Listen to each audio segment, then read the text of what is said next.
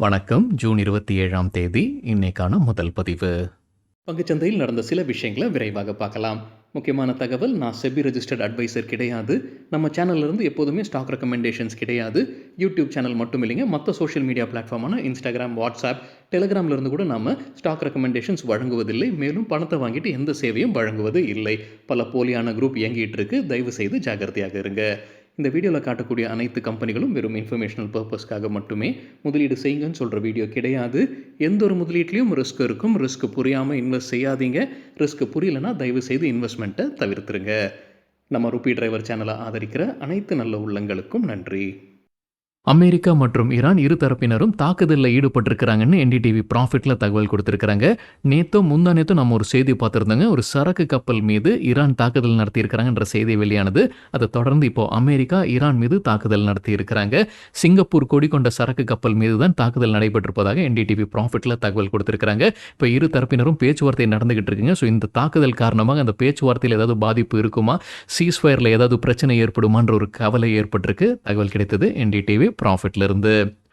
Venezuela நாட்டில் மறுபடியும் ஒரு நிலநடுக்கம் ஏற்பட்டிருக்கு. சில தினங்களுக்கு முன்னாடி தான் நம்ம செய்தி பார்த்துருந்தோங்க. 2 தொடர் நிலநடுக்கங்கள் ஏற்பட்டது. பெரிய அளவில் சேதாரம் ஏற்பட்டிருக்கு. நிறைய பேர் உயிரிழந்திருக்கிறாங்கன்ற செய்தி நம்ம பார்த்துருந்தோம். இப்போ மறுபடியும் வெள்ளிக்கிழமை ஒரு நிலநடுக்கம் ஏற்பட்டிருக்கு. இப்போ ஒட்டுமொத்தமாக 900க்கும் மேற்பட்டோர் உயிரிழந்திருக்கலாங்கன்ற ஒரு ஐயம் இருக்குங்க. பல்லாயிரக்கணக்கானோரை காணவில்லைன்னு என்டிடிவியில் செய்தி சொல்லியிருக்கிறாங்க.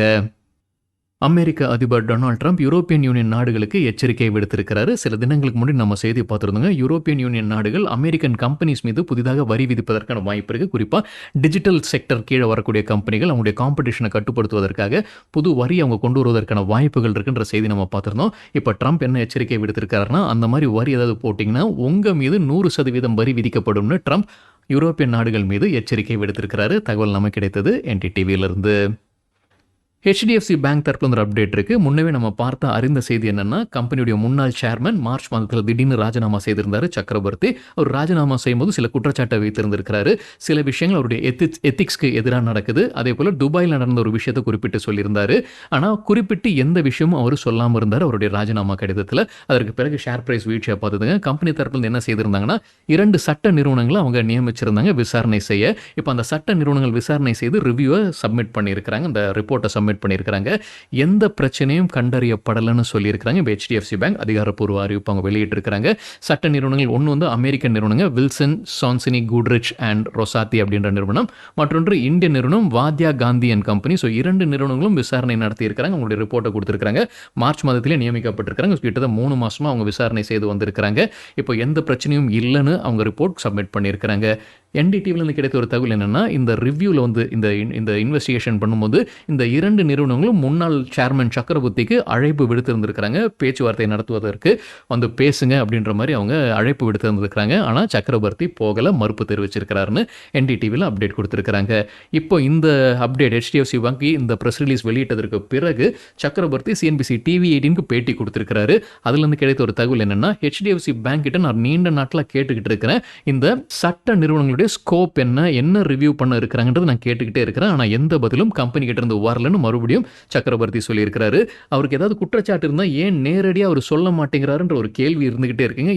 இது பிரச்சனை அப்படின்றது அவர் சொல்லியிருக்கலாம். அது சொல்லாமல் என்னுடைய எத்திக்ஸ்க்கு எதிராக சிலது நடக்குது அப்படின்றது மட்டும் சொல்றது வந்து ஒரு புரியாத புதிராகவே இருந்துகிட்டு இருக்கு. ஷேர் மீதும் ஒரு ப்ரெஷர் இருந்துகிட்டே இருக்கு. ஷேர் ஹோல்டர்ஸ் மட்டும் இல்லை, வங்கியுடைய கஸ்டமர்ஸ்லையும் ஒரு டென்ஷனில் வைத்துக்கிட்டே இருக்கிறார், ஒரு நிலையற்ற தன்மையை வைத்துக்கிட்டே இருக்கிறாரு. ஏதாவது தவறு அவர் பார்த்துருக்கிறாருன்னா இது தவறு அப்படின்றது ஏன் சொல்ல மாட்டேங்கிறாருன்றது தெரியல. இப்போ கம்பெனிலையும் இல்லை அவர்.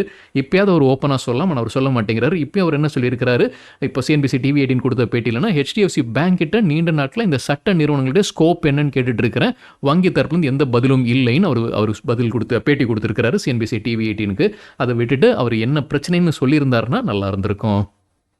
ஏர் கண்டிஷன் பிஸ்னஸில் இருக்கக்கூடிய நிறுவனங்கள் பாசிட்டிவாக பார்க்குறாங்க. நிதியாண்டு 2027 தகவல் கிடைத்தது என்டிடிவிலிருந்து. குறிப்பாக 2 நிறுவனங்கள், ஒன்று காட்ரேஜ், மற்றொன்று ப்ளூ ஸ்டார். ஏற்கனவே நம்ம செய்தி பார்த்துருந்தாங்க. வோல்டாஸ் ஒரு மைல்கல்லை எட்டியிருந்தாங்க. 1 மில்லியன் சேல்ஸ் எட்டியிருக்கிறாங்க. ரூம் ஏர் கண்டிஷனர் பிசினஸ்ல 1 மில்லியன் சேல்ஸ் எட்டியிருக்கிறாங்க. நிதியாண்டு 2027 முதல் 3 மாதத்திலே எட்டியிருக்காங்கன்ற செய்தி நாம பார்த்திருந்தோம். ஸோ மற்ற நிறுவனங்களும் பாசிட்டிவாக பார்க்குறாங்க. காட்ரேஜ் அப்ளையன்சஸ் மற்றும் ப்ளூ ஸ்டார். காட்ரேஜ் தரப்புல வந்து என்ன சொல்லியிருக்கிறாங்கன்னா, அவங்களுடைய ஏர் கண்டிஷனர் பிசினஸ் 60% வளர்ச்சியை பார்த்துருக்கு. மார்ச் முதல் மே வரைக்கும் இந்த காலகட்டத்தில் பார்க்கும்போது அவங்களுடைய வளர்ச்சி 60% இருந்திருக்குன்னு சொல்லியிருக்கிறாங்க. அதே காலகட்டத்தில் இண்டஸ்ட்ரியோட வளர்ச்சி 16லேருந்து 17% மட்டுமே இருந்திருக்குன்னு காட்ரேஜ் தரப்புலேருந்து அப்டேட் கொடுத்துருக்காங்க. தகவல் நமக்கு கிடைத்தது என்டிடிவியிலிருந்து. வோல்க்ஸ்வேகன் பெரிய அளவில் ஜாப் கட் பண்ண இருக்கிறாங்கன்னு என்டிடிவியில் அப்டேட் கொடுத்துருக்காங்க. கிட்டத்தட்ட 1 லட்சம் ஜாப் கட்ஸ் அவங்க பண்ணுறதுக்கான வாய்ப்புகள் இருக்குது. ஜெர்மனியில் 4 ஆலைகளை அவங்க மூடுவதற்கான வாய்ப்புகள் இருக்குன்னு என்டிடிவியில் தகவல் கொடுத்துருக்காங்க.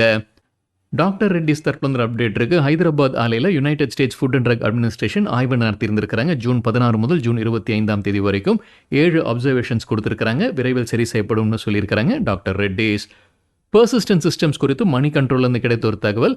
ஜெர்மன் டிஜிட்டல் இன்ஜினியரிங் நிறுவனமான நாகோராவை அவங்க வாங்குறாங்க. என்ன தொகைக்குன்றது தெரியலைங்க. அவங்க வாங்குறாங்க. அது மீதம் இருக்கிற ஸ்டேக் மட்டும் வாங்குறாங்களா இல்லை புதிதாக வாங்குறாங்களான்ற குழப்பமும் இருக்குங்க. ஆனால் வாங்குறாங்க.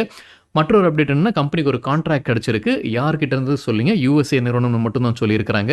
குளோபல் டெக்னாலஜி என்டர்பிரைஸை சார்ந்த ஒரு நிறுவனம், பேர் சொல்லலை. அதோடைய ஆனுவல் கான்ட்ராக்ட் மதிப்பு வந்து 125 மில்லியனுக்கு மேலே, US டாலர்ஸில் 125 மில்லியனுக்கு மேலே 6.5 ஆண்டிற்கான கான்ட்ராக்ட்னு சொல்லியிருக்கிறாங்க பெர்சிஸ்டன்ட் சிஸ்டம்ஸ்.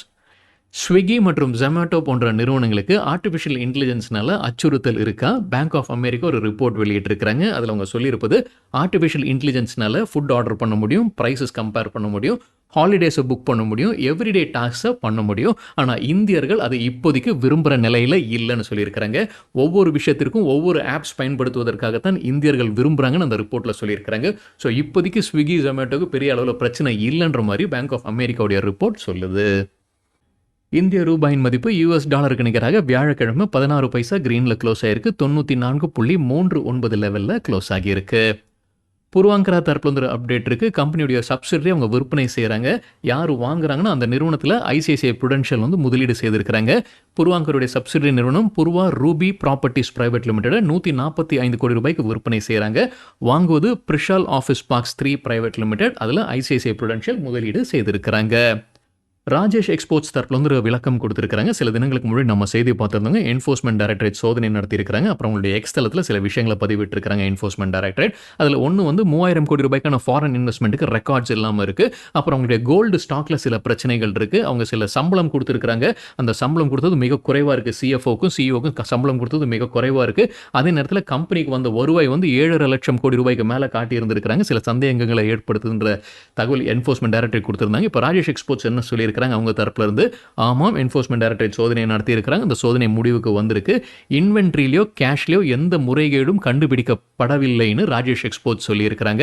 அதே போல எந்த முக்கியமான பொருட்களையும் என்ஃபோர்ஸ்மெண்ட் டைரக்டரேட் சீஸ் பண்ணலன்னு ராஜேஷ் எக்ஸ்போர்ட்ஸ் தரப்புல இருந்து விளக்கம் கொடுத்திருக்கிறாங்க. டிவிஎஸ் மோட்டார் கம்பெனி தரப்புல வந்து அப்டேட் இருக்கு. புது வாகனத்தை அவங்க அறிமுகம் செய்கிறாங்க. என்டார்க் 125. அதோடைய துவக்க விலை டெல்லி எக்ஸ் ஷோரூம் பிரைஸ் 82,500 ரூபாய். டிரான்ஸ்ரேல் லைட்டிங் தரப்புல வந்து அப்டேட் இருக்கு. 459 கோடி ரூபாய்க்கான கான்ட்ராக்ட் MENA ரீஜன்லேருந்து கிடைச்சிருக்கு. MENAன்றது middle east and north Africa region. Indoco Remedies தரப்புல வந்து அப்டேட் இருக்கு. கோவா ஆலைக்கு யூரோப்பியன் யூனியனுடைய குட் மேனுஃபேக்சரிங் ப்ராக்டிஸ் சர்டிஃபிகேஷன் கிடைச்சிருக்கு. மால்டாவுடைய ரெகுலேட்டர்ஸ் தான் ஆய்வு நடத்தி இருந்திருக்கிறாங்க நவம்பர் மாதத்தில், போன ஆண்டு நவம்பர் மாதத்தில். இப்போ அது வெற்றிகரமாக முடிவுக்கு வந்திருப்பதாக சொல்லியிருக்கிறாங்க இண்டோகோ ரெமெடிஸ். BEML தரப்புல வந்து அப்டேட் இருக்குது. ஏற்கனவே உங்களுக்கு ஒரு கான்ட்ராக்ட் கிடச்சிருந்ததுங்க. அதோடைய மதிப்பு இப்போ அதிகரிச்சிருக்கு.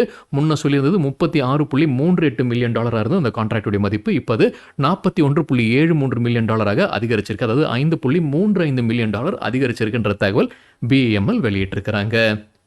அசோகா பில்கான் தரப்புல வந்து அப்டேட் இருக்குது. கயானாலேருந்து உங்களுக்கு ஒரு ஹைவே ப்ராஜெக்ட் கிடச்சிருக்கு. அதோடைய மதிப்பு $35.4 மில்லியன். சரிங்க, இதுதான் சில விஷயங்கள் என்னுடைய பார்வைக்கு எட்டியது. நன்றி, வணக்கம்.